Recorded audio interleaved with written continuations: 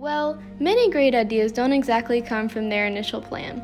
My first idea for the Dean's Honor Scholarship Project was to give y'all a tour of my favorite box-shaped parish, Calcasieu. The many sites such as Mardi Gras, festivals, local businesses, and beautiful natural scenery will capture your heart.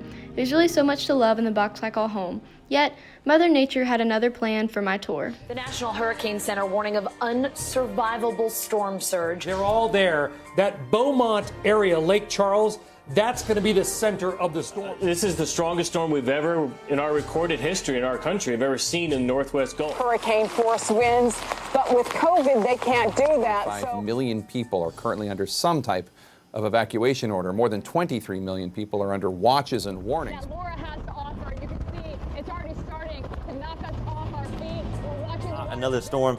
This is going to be a history maker. And going back to my box-shaped parish, it's right there in that red circle. With a Category 4 hurricane heading our way, we had to make a plan. We boarded up all of our windows and collected all of our loose belongings. We had to go through town to grab some essentials and saw that all businesses and our neighbors were also preparing for absolute devastation. We decided to evacuate to Alabama, and what we came back to was heartbreaking. Houses were torn apart, structures were broken and fell into the road, and all of the buildings in Sulphur were damaged in some way. Laura left no stone unturned. And of course, the flooding across the roads was rampant. We could barely drive cars through it.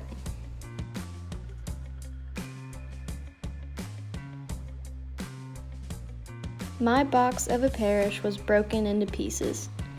I had so much to think about and consider when I returned back to a natural disaster zone 2 days later.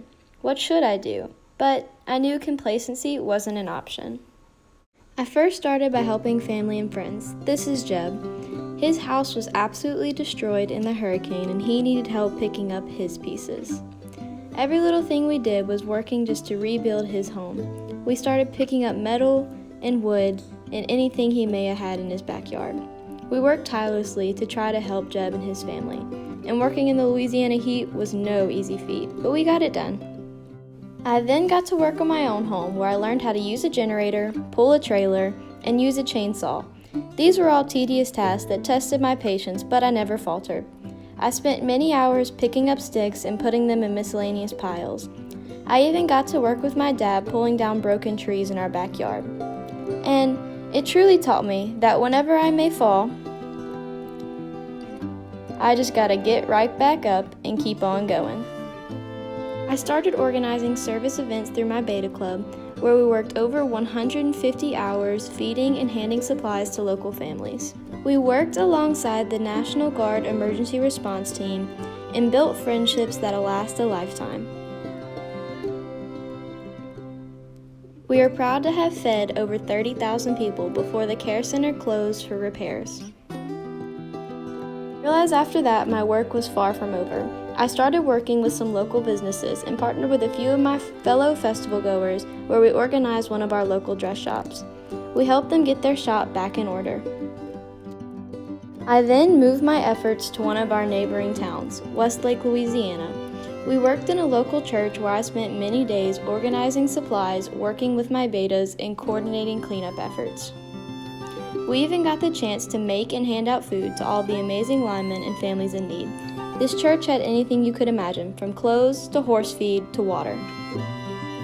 Then we started our house cleanups. We contacted any elderly homeowners that we knew and were in need of assistance and brought the manpower and supplies to clean up their yards. Next up was our neighboring parish, Cameron Parish, located directly below our box. I brought one of my middle school betas to allow her to experience serving a natural disaster firsthand. Cameron was damaged really badly, and we got the chance to organize hundreds of bags of clothes for their residents. Serving our community went on for weeks and weeks, and of course I had to get a few more awkward handshakes in before we had to finally go back to school. Our school may have been heavily damaged, but thanks to some amazing teachers, we got the chance to have a school in one of the local churches. Life began to feel normal again, or about as normal as it can after experiencing a Category 4 hurricane. In every hurricane there is an eye, a moment of clarity and peace before the onset of storms hits once more. Hurricane Laura brought me my eye of clarity. I lost myself in the service of my community and discovered just how resilient my box of a parish is. My home will forever leave an impression on me. I am so thankful to say that I was a part in repairing the box that is my amazing parish of Calcasieu.